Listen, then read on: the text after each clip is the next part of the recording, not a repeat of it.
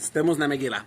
A gente terminou, da última vez a gente estava falando no final do terceiro Perek da Megillah, quando Haman ele fez o sorteio dele e ele chegou à conclusão que tudo tem um fim. O fim de Am Yisrael vai ser no dia 13 de Adar. Agora tem um processo procedural que ele precisa fazer. No final das contas, Haman não é um rei. Haman é uma pessoa muito importante, mas é uma pessoa, é um cidadão comum. É só mais um do súdito de Ahasverosh. Ele não pode decidir exterminar um povo inteiro. Então ele precisa convencer Ahasverosh. Só eu lembrei ontem à noite de uma coisa que é muito interessante. O Gaon de Vilna fala que Haman queria lehashmid, leharog u leabed et kol hayehudi, né? Essas são as três expressões citadas no Pasuk. Ele queria exterminar, matar e levar à perdição de todos os judeus.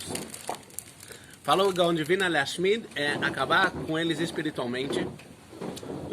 Leharog é matar eles fisicamente. E agora vem a parte que é um pouco estremecedora. O leabed, ele queria acabar com os corpos depois que eles morressem. Escreve o Gaon de Vilna, queimados. Assim o Gaon de Vilna escreve 250 anos antes. E o motivo disso, o Midrash atrás, que Amalek ele não quer que tenha nenhuma sobra, nenhum registro do povo judeu no mundo. Eles não conseguem aguentar isso. Então, com essa ideia, Haman ele chega para Ahasverosh. E ele vem falar para Ahasverosh que chegou a hora de exterminar esse povo. Só que quem lê o diálogo entre Haman e Ahasverosh vê uma coisa muito curiosa. Eu quero ler para vocês dentro. Eu vou ler talvez em português, para ficar mais claro. Deixa eu só achar aqui. Eles vão falando, e eles estão falando sobre a solução final, de como destruir um povo inteiro. Então, Haman disse ao rei Ahasverosh, existe um povo. Qual povo? Não, a gente não fala. Tem um povo. Eu e você sabemos do que a gente está falando. Espalhado e desunido, entre os povos de todas as províncias do seu reino, cujas leis são diferentes das leis de todos os povos, e que não cumpre as leis do rei. Pelo que não convém ao rei tolerá-lo. Se bem parecer ao rei, decrete-se por escrito que sejam perdidos. A palavra em hebraico é le'abdam. Le'abdam pode ser entendido como matados, e le'abdam pode ser entendido como perdidos, ou forçar eles a se converterem a uma outra religião. E através dos que executarem a obra, eu pesarei 10.000 talentos de prata que entrem para os tesouros do rei.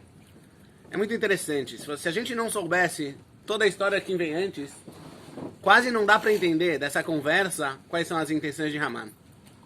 Na verdade, isso é algo que a humanidade ela sentiu durante várias vezes. E quando você não fala as coisas com todas as letras, você não orá. A gente está falando aqui de exterminar um povo inteiro, de exterminar uma nação inteira.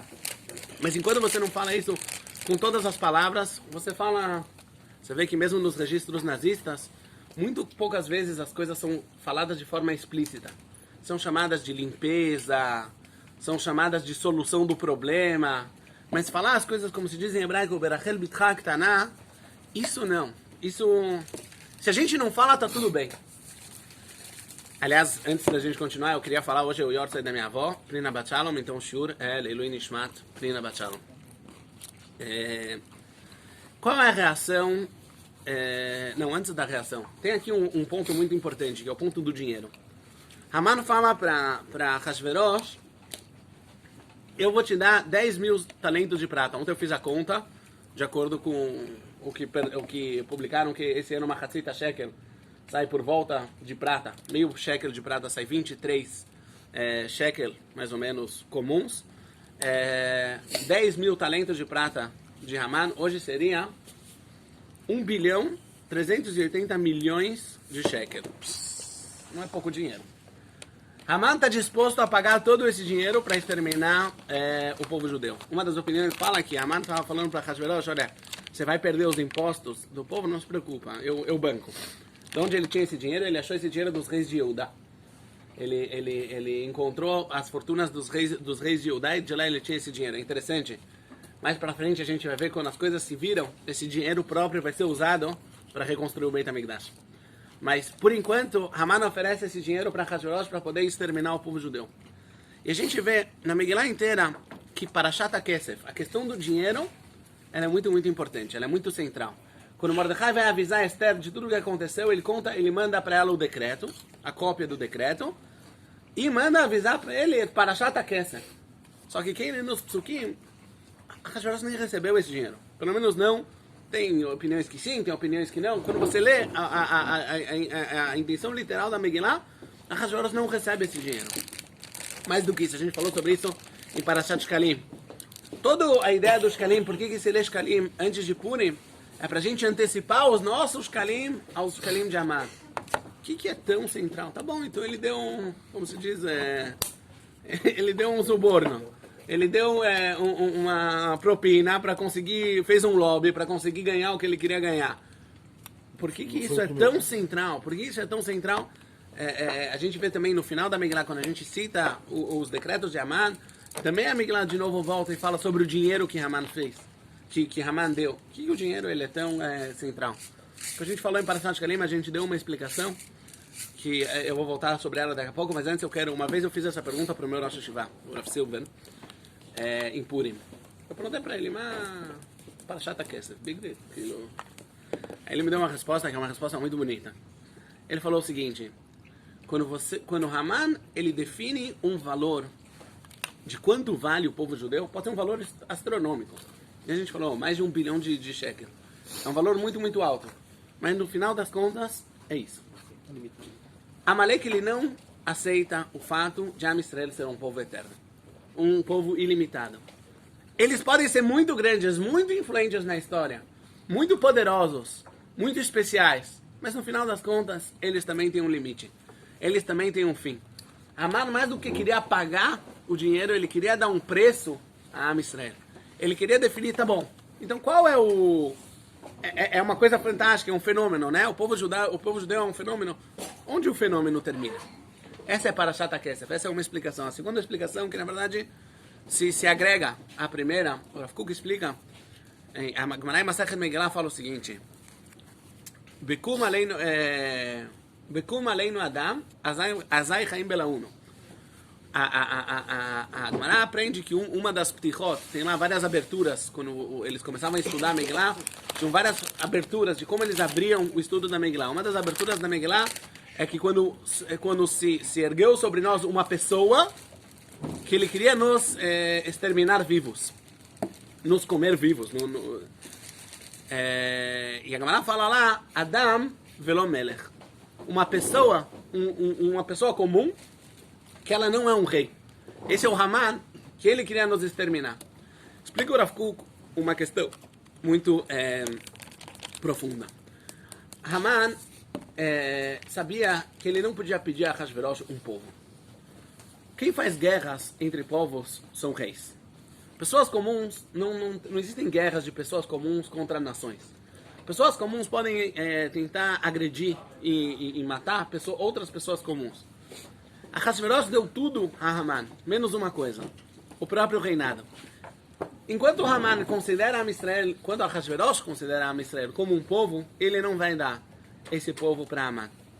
Haman vira para Hashverosh e fala: olha, essas pessoas não são um povo. Eles são um monte de indivíduos. Eshno Am Echad mefuzar umeforad bein ha'amim. Eles são muitos, vários e vários singulares. Vários e vários indivíduos. Então não tem problema nenhum você dar esse povo nas minhas mãos. Eu posso comprar ele de você. E isso que o pastor fala, Azai Chaim Belauno. O pergunta, ele queria matar a gente, ele não queria comer a gente vivo. Fala, não, mas tem duas etapas. Para ele poder ser apto de matar o povo judeu, ele precisa, antes de mais nada, tirar deles esse status de uma nação. Esse status de um povo. Isso é uma das coisas mais centrais da Megillah. Am Israel, quando ele lembra quem ele é, ele sabe que, antes de mais nada, ele é uma nação. Ele é o povo de Hashem. Ele é o povo ligado com a Kadosh Baruch Hu. Não é um bando de indivíduos que cumprem mitzvot. E Haman, ele quer exatamente expressar a ideia oposta. ele quer exatamente mostrar e convencer a Hashverosh do contrário. Quer perguntar alguma coisa? O Midrash conta como a Hashverosh reage ao pedido de Haman. As analogias dessa história com o Holocausto são muito grandes. Por isso que ontem a gente estava falando, ontem à noite teve shiur, pessoal de segunda, e eu falei sobre Amalek. Como é que você sabe quem não é Amalek? Existem certas ocorrências na história que as analogias são tão fortes que é difícil de não fazer a ligação, não vincular. Não, claro que não são coincidências. Não, no caso de Purim e Holocausto tem... Não, tem com nomes, com quantidade de pessoas, com datas, com gemátria. Os filhos como a Hashverosh reage ao pedido de Haman? Conta o Midrash um exemplo de uma pessoa que ele tinha um monte de terra no seu campo e outro tinha um buraco no meio do campo dele. A Hashverosh é a pessoa que tem um monte de terra no seu campo e Haman tem um buraco no campo dele. A Hashverosh vira para Haman e fala, olha, vamos resolver os nossos problemas juntos. O povo judeu não me incomoda menos do que ele incomoda você. Pega você a minha terra e cobre o seu buraco. Só que esse Midrash ele é muito, muito exato. E dele a gente aprende qual a relação, qual a diferença da relação de todos os povos para Am Israel, ou vamos dizer assim, do antissemitismo de todos os povos para Am Israel, e do antissemitismo de Amalek frente a Israel. O antissemitismo de todos os povos para Am Israel é como se fosse o monte. Alguma coisa me incomoda de viver da forma como eu quero. Como a gente falou várias vezes, os ideais da Pérsia eram ideais da Ta'avá e da Hemdah. São os ideais dos prazeres materiais, os prazeres mundanos. A quantidade de vinho que é despejada na Megillah é impressionante. Para tudo tem uma festa. E Am Israel, a mensagem de Am Israel no mundo incomoda. É como um monte, eu não consigo andar no meu campo. É como um monte, tem alguma coisa no meio do meu caminho e eu gostaria muito se eu pudesse me livrar desse empecilho. Isso é de um lado. De outro lado, Amalek ele vê as coisas diferentes. Para Amalek, Am Israel não é uma realidade que me atrapalha. Am Israel é um buraco. Um buraco é exatamente o oposto. Ele é algo, enquanto existe Am Israel no mundo, eu não consigo, está faltando alguma coisa em mim. Não é algo a mais que vem me atrapalhar. Amalek não consegue entender, não consegue suportar a ideia de Am Israel. É algo muito mais intrínseco. Não é uma questão de prática, não é uma questão de será que eles me atrapalham a viver da minha forma? Enquanto eles existem, eu não vou existir. Por isso que Amalek está sempre disposto a se sacrificar. O importante é que o povo judeu não esteja. Então, Ahasverosh, ele é convencido, e a partir de agora, a gente precisa convencer os outros povos. Porque você não pode dar um decreto de exterminar um povo inteiro e deixar quieto. As coisas não funcionam assim. Então o Midrash conta, eu não vou ler para vocês o Midrash todo, no livro do Rabino Ariel tem o Midrash todo traduzido, vale a pena ler, porque parece eu fiquei em dúvida se isso parece uma reportagem da BBC, ou se parece uma sessão do Comitê de Paz da ONU. Mas é muito parecido. O Midrash conta que a Hashverosh chamou todos os líderes mundiais, todos os grandes sábios, e falou, então, o que vocês acham dessa ideia de exterminar o povo judeu? Eles viram para Hashverosh e falaram, quem foi o burro que te deu essa ideia? Você não aprende nada com a história? Você não entendeu que todo mundo que se mete com esse povo, no final se dá mal? Esse foi o argumento dos povos. Eles começaram a citar, Paró tentou, se deu mal. Nebuchadnezzar tentou, se deu mal. Sanherib tentou, se deu mal. Por que você vai se meter nessa fria? Haman, ele argumenta 2 argumentos. O primeiro argumento é que ele fala, o Deus dos judeus já está velho. Em outras palavras, o Haman fala, existia um povo judeu. Um povo muito forte, que ele foi muito, muito significativo na história. Mas, olha, o que sobrou do povo judeu? Olha a situação do próprio povo judeu. Ele está completamente assimilado. Ele já não é mais o povo escolhido. Ele já não é mais o povo de Hashem. O Deus de Israel, ele já não é mais relevante. Eles foram expulsos de Israel. Ele foi destruído o Beit HaMikdash. Eles foram expulsos da terra de Israel. Eles até participaram da Seudá. Eles até participaram da Seudá de Ahasverosh. Esse é o primeiro argumento. O segundo argumento é escrito nas cartas que Haman manda para os povos. Ele começa a contar a história e fala, olha, existe um povo que é um povo muito cruel. eles são muito ingratos a todos, a todos aqueles que receberam eles durante toda a história. Por exemplo, olhem os egípcios. Os egípcios receberam eles, deram para eles uma terra, deram para eles até a possibilidade de trabalhar como construtores, e no final eles se rebelaram, e mataram eles, e afogaram todos eles. Depois, eles atacaram Amalek sem o menor motivo. E ainda que entraram na terra de Israel e mataram os 31 reis com a maior crueldade. Esse Yoshua, que matou os meus antepassados, era um guerreiro cruel que era aluno de Moshe Rabbeinu. E assim ele vai descrevendo toda, ou distorcendo. Nada atual. Toda a história, nada atual. Por isso que esse Midrash, eu até imprimi ele para que as pessoas... Mais atual possível. Eu não tenho ele aqui. Mas quem quiser, eu mostro ele dentro. É incrível, é impressionante ler o protocolo que Haman manda para todos os povos. Você acha nada não mudou? Na onda Exatamente, por isso que eu falei. Não sei se é uma reportagem da BBC ou se é o Comitê de Segurança da ONU que está se... O que é mais fácil do que falar a meia verdade? Do que distorcer a história? Do que convencer? Impressionante como a mídia, na verdade, ela só faz as coisas mais rápido, mas não diferentes. Hoje em dia, eles aprenderam com os grandes mestres. E depois que o decreto passa, Haman manda duas cartas. Uma carta para os grandes governadores. E a segunda carta, que é uma carta fechada, que vai ser só aberta no dia do decreto, no dia 13 de Adar, do ano seguinte, que ela é uma carta aberta a toda a população. E lá está escrito com todas as letras e todas as palavras o que tem que ser feito. E qual a reação? O que Haman e Ahasverosh fazem logo depois? Ve'amelech ve'Haman yashvu lishtot. Depois disso, o rei e Haman sentam para beber. Interessante que a Megillah ela anota esse ponto. Vamos comemorar. Isso é uma explicação. Vamos comemorar. Conseguimos resolver os nossos problemas. Mas o Rabino Ariel Weinreid, ele traz talvez uma outra visão. Vamos esquecer. E, quer dizer, é uma decisão muito trágica, é uma decisão muito drástica. Vamos beber para esquecer os nossos problemas. E continua o passo que fala, Vaed Shushan Avocha. A cidade de Shushan estava confusa.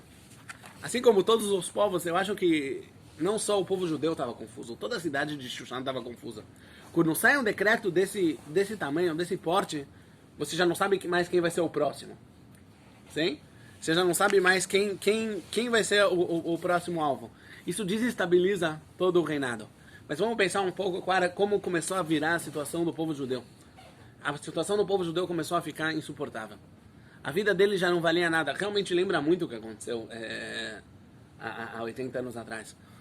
O Midrash conta que eles entravam na loja do persa e o persa pegava eles pelo cangote e falava, olha, daqui a alguns meses eu vou matar você, eu vou pegar tudo que você tem. Eles ofereciam para eles valores ridículos pelas propriedades, porque falam, o que você tem a perder? De qualquer forma, isso vai ser meu daqui a pouco. E o povo judeu, ele entende que a situação dele é muito grave. Ele entende mais do que todos que aconteceu algo muito grave. Eles começam a se reunir e a tentar entender de onde isso veio. Por que a gente chegou nessa situação? O que levou o povo judeu? Só que o povo judeu não sabia. Quem sabia? O Mordecai yada et kol asher nasa. Tem uma pessoa que sabe. Mordecai, ele sabe. Todos sofreram. Todos passaram as dificuldades. Todos estavam dentro dessa angústia. Todos tinham um perigo eminente. Mas Mordecai sabia por quê. Mordecai sabia que isso era vinculado ao banquete de Ahasverosh. Mordecai sabia que isso era vinculado ao fato deles terem se curvado à estátua de Nebuchadnezzar. Tinha uma pergunta, por que os Ramim foram ao banquete? Só Mordecai que foi... Sim, isso vide capítulo 1. A gente falou sobre isso. A pergunta é por que Mordecai não foi. A pergunta não é por que os Ramim foram. Mas Mordecai sabia que todo esse decreto de Haman e de Ahasverosh, ele vem pelo fato do povo judeu esquecer quem ele é. De uma forma muito irônica, a pessoa que mais lembra quem é o povo judeu é Haman. Existia no gueto, eu não lembro se era no gueto de Cracóvia, no gueto de Varsóvia. Quando ele ordena faz que Deus vem embora. Faz Abdalá. Existia no gueto uma igreja, sabiam? Acho que no gueto de Cracóvia, não tenho certeza agora os detalhes, mas existia uma igreja de convertidos, de judeus que se converteram ao cristianismo. Quando os nazistas chegaram para pegar os judeus, eles falaram, vocês têm um erro. Aqui não é o endereço, nós não somos judeus. Nós somos cristãos. Eles falam, não. vocês são judeus de fé cristã, mas vocês não deixam de ser judeus. Haman sabe que o Yehudi ele pode estar o mais assimilado possível. Ele pode estar o mais longe possível. Enquanto existe a realidade judaica no mundo, a desistência não existe. Am Israel no final vai se levantar. E agora Am Israel precisa aprender essa lição. Então Mordecai ele veste sacos e cinzas como todos os outros. Vai Isaac Zeakag Dolau Mará. Ele dá um grito forte. E é exatamente isso que ele fala nesse grito. Ele fala para os outros, acordem. Mas agora ele precisa começar a reagir. Agora chegou a hora de agir. Se até agora Am Israel ele era passivo, a gente vê sempre nas reações de Mordecai e de Esther que eles deixam as coisas rolarem. Quando Esther é levada pro palácio, Mordecai não impede, não sei se ele tinha como, mas eles não deixam matar, eles não deixam matar o rei Ahasverosh. Eles estão sempre esperando de onde vai sair, o que isso vai ver, o que isso vai trazer. E aí aparece um dos diálogos mais fantásticos da Megillah. Mordecai vem, ele chega até o portão do rei. Que é o portão do rei? É o parlamento. Quem lavou Beshar Amelech Belvush Sak? Você não pode atrapalhar o ambiente e o bom humor das pessoas da corte. E daí que teu povo vai ser morto? E daí que você vai ser exterminado? Isso lá é motivo para estragar o nosso dia? Para estragar o bom ambiente que tem aqui na corte? Você está vestido dessa forma, então por favor fique fora. Não entre.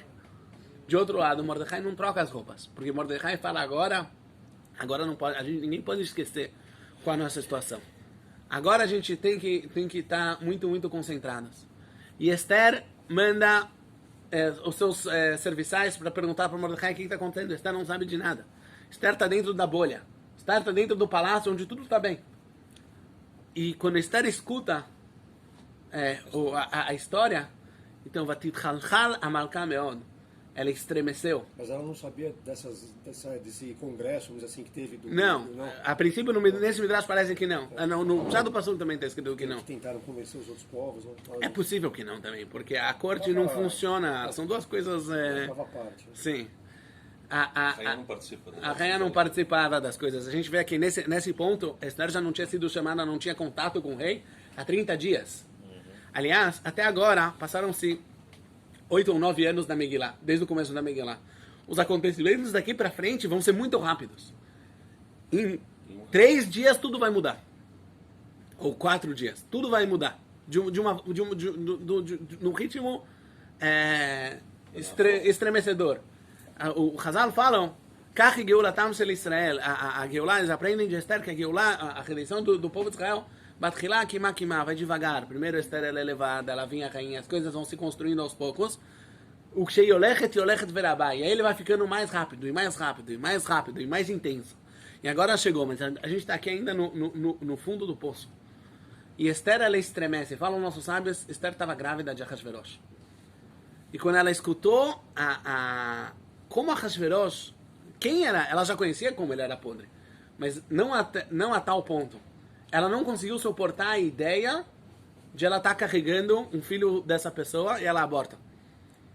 A Esther vai te chalchal, a Malka Meod, ela tem nojo. E ela manda roupas para vestir Mordecai. Fala, olha, entra aqui. Lá do lado de fora você não vai conseguir fazer nada. Mas Mordecai fala, não. Agora não é hora de tirar as roupas de luto. Ela estava grávida de Ahasverosh. No momento que ela escutou. Que saiu o decreto e ela escutou ela escutou de Mordecai através dos mensageiros qual o decreto e ela abortou por causa disso. E Esther manda roupas de Mordecai. Mordecai fala, não, agora não é hora. Esther entende que agora não dá para conversar de uma forma normal, ela tem que mandar alguém de confiança. Ela manda Hatach. Hatach, de acordo com o Midrash, é o profeta Daniel. Ele era, na verdade, o primeiro-ministro antes de Haman. Ele era um político fantástico. Já desde Belshazzar ele era político. E ele manteve o posto. Ele era o primeiro-ministro do reino. Mas quando Haman teve a sua ascensão, quando ele foi levantado, então Hatach ele foi destituído. Se bem que ele era tão eficiente que ele continuava fazendo as funções sem o título. Mas o título oficial dele... Trabalhava para Belshazzar. Não, mas Belshazzar foi morto. Ele trabalhou para Koresh. Depois Koresh perdeu o reinado para Ahasverosh, ele continuou trabalhando para Ahasverosh. E Hatach, ele continua fazendo as mesmas funções, só que sem o título. O título dele agora é que ele servia a rainha. E a rainha usa ele, porque ele é a pessoa de confiança. E ela manda ele para Mordecai. E Mordecai manda através de Hatach ele de volta para Esther, com o decreto, e falar para a rainha, olha, agora é a hora de você agir. A gente não sabia até hoje para que você foi pega como rainha, mas agora chegou a hora. Inclusive, tem um Midrash, o Targum Yerushalmi fala... Daniel trabalhava na corte. Sim. Pô, então quando o Haman fez o decreto, Daniel não fez nada? Ele não tinha o que fazer, Caniré. Você vê que mesmo Esther não tinha muito o que fazer. Pô, a Joel sabia que era Yodi. Ele sabia que ele era Yehudi, daí. Talvez ele não ia ser morto. Abravanel, quando a Espanha expulsou os judeus, Don Yitzhak Abravanel, ele era o ministro das finanças na Espanha. Ele era uma pessoa muito rica e muito influente. E o rei falou para ele, olha, você não precisa ir embora, você pode ficar. Eu não vou forçar você a ser cristão, a gente te dá. E ele foi o primeiro a sair. Pode ser que, eu não sei, isso eu estou chutando, já não sei isso, como não tenho informação. Mas pode ser que Hatach também tinha esse patamar. Ele falava, olha, ou vou te matar também, ou você vai continuar trabalhando para mim e o resto do seu povo vai ser exterminado. Hatach, o Targum Yerushalmi conta que Haman sabia quem era Daniel, e percebeu que alguma coisa esquisita esse Hatach está encontrando demais com o Mordecai, e ele manda matar Daniel. E você vê que no meio do diálogo, quem lê a Megillah, Hatach some. No começo as mensagens são transmitidas por ele, mas no meio do diálogo ele sumiu, já não está mais na imagem. Então o Targum Yerushalmi fala que ele foi morto por Haman. E a rainha fala, assim fala o Targum Yerushalmi. Tem uma história por trás da história. Virou uma trilha social, policial aí. Por isso eu falei, né? A verdadeira história do Megillah Não Esther. descobriu isso ainda, né? Mordecai fala para Esther, olha, agora chegou a hora de você entrar no rei. E aí Esther reage, peraí, Mordecai, você é o cara mais cauteloso que eu conheço. A pessoa menos precipitada desse reino. Em todas as situações mais difíceis, você soube respirar fundo e esperar. Eu já não fui chamada para vir ao rei 30 dias. Na verdade, Esther estava rezando para não ser chamada para ser vindo ao rei. Ela queria se livrar do rei. Ela estava esperando o rei achar outra rainha. Ela não queria ter nada a ver com essa pessoa. E de repente agora ela precisa lisoma. Ela precisa, como se fala isso em português?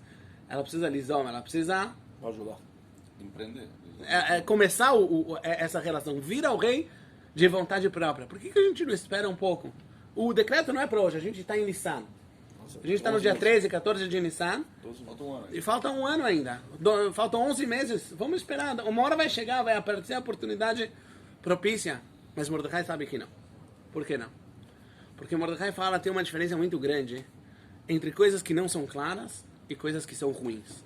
O mal, você tem que combater de uma vez. Com o mal, você não tem paciência. Quando aparece... O problema tem que ser imediato. Quando aparece a maldade, os planos de Haman são cruéis, eles são maus. Esse mal a gente não vai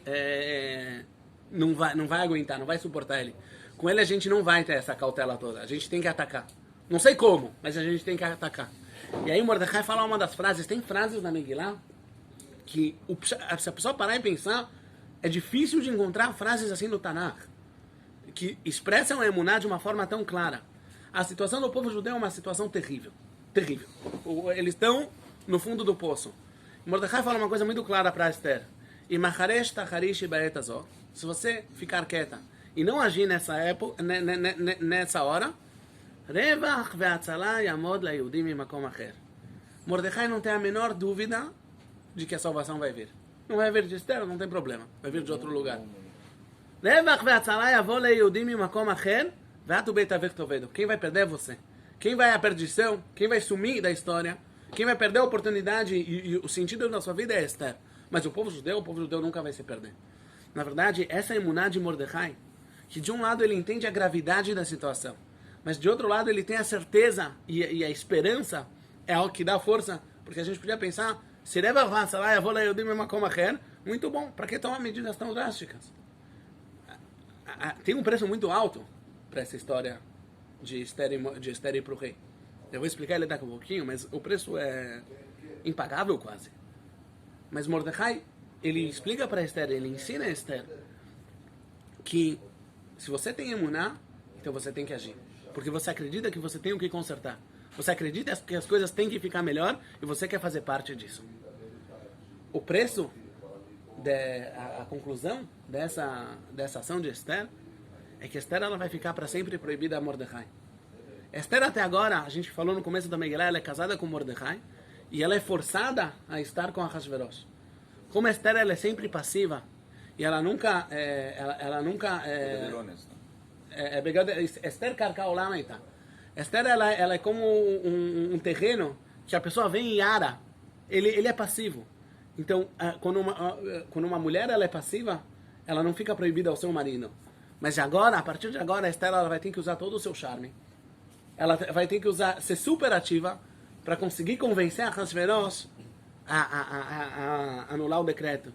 Vekasher avadeti avadeti. Da mesma forma que eu fui perdida da casa dos meus pais, Esther é órfã. Ela não cresceu numa casa normal. Ela cresceu com o tio dela, que era uma pessoa muito boa.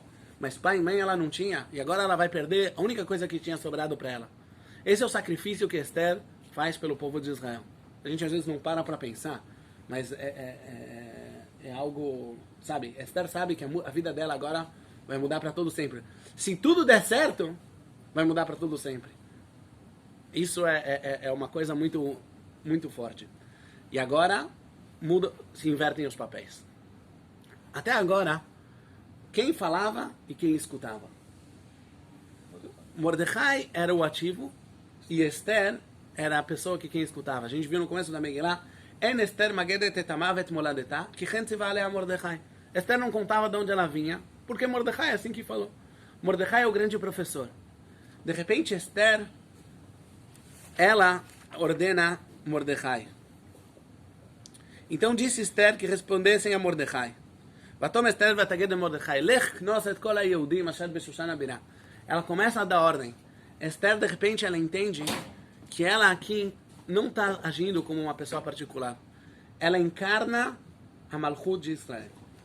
Esther, ela encarna dentro dela, ela representa dentro dela o reinado do povo. Esther agora ela consegue revelar. E a postura de Malchut de Israel vai mudar. Até agora, Esther não fala. Porque a gente realmente não quer fazer parte dessa realidade de Ahasverosh. E quando a gente pode influenciar na realidade de Ahasverosh da forma original do povo judeu, falando a nossa língua, a gente quer fazer parte da realidade. Mas quando a gente precisa fazer parte da realidade da corte de Ahasverosh, da corte de Haman, a gente presta nada. De repente, Esther fala, se revela um nível novo, um nível mais profundo. Am Israel vai influenciar na história, mesmo dos lugares mais baixos.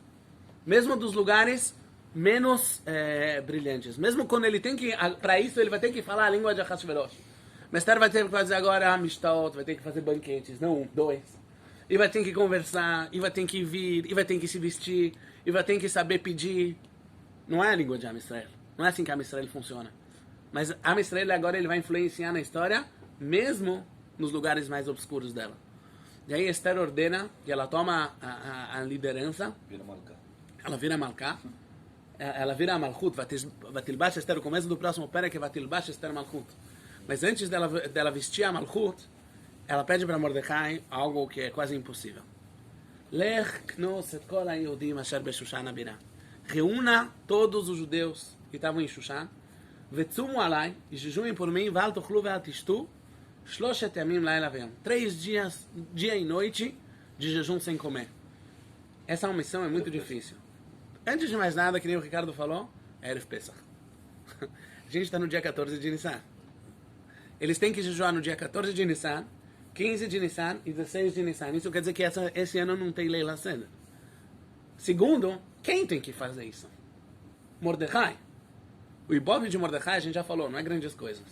Ele já tinha se alistado, ele já era político, ele já tinha contrariado o rei quando ele mandou não ir para o banquete, e agora ele é o responsável direto ao decreto de Haman. Por que Haman fez o decreto dele? Porque Mordecai não se curva.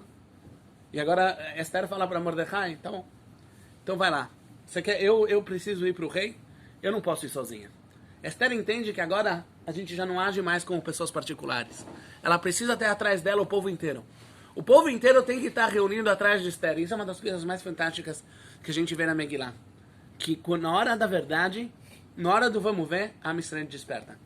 E apesar de Mordecai ser uma pessoa tão fora do consenso, a Israel vai atrás dele e aceita o decreto de Mordecai. E eles jejuam durante 3 dias. E não fazem Leila Seder. Mas porque viu também que a situação estava Sim, diferente, mas né? eles podiam muito facilmente, eles podiam ter falado para Mordecai, olha, você já fez problemas o suficiente? Estavam vendo aqui. Por favor. Então, quando o Am Israel é colocado contra a parede, ele entende a verdade. E não só isso, Haman, ele decreta que é proibido estudar a Torá. Por que Haman decreta isso? Porque ele sabe que o estudo da Torá é uma coisa que pode dar força ao povo judeu. Vem Mordecai, e Mordecai ele reúne 22 mil jovens. E em público ele ensina eles Torá. Isso não é um estudo de Torá para ter novos méritos. Mordecai está criando uma nova geração. Mordecai está criando uma geração que sabe enfrentar Haman. Que sabe falar, nós somos Am Israel e nós vamos estudar a Torá, mesmo que isso custe as nossas vidas. Mesmo que o preço disso seja Mesirut Nefesh. Am Israel começa a se despertar.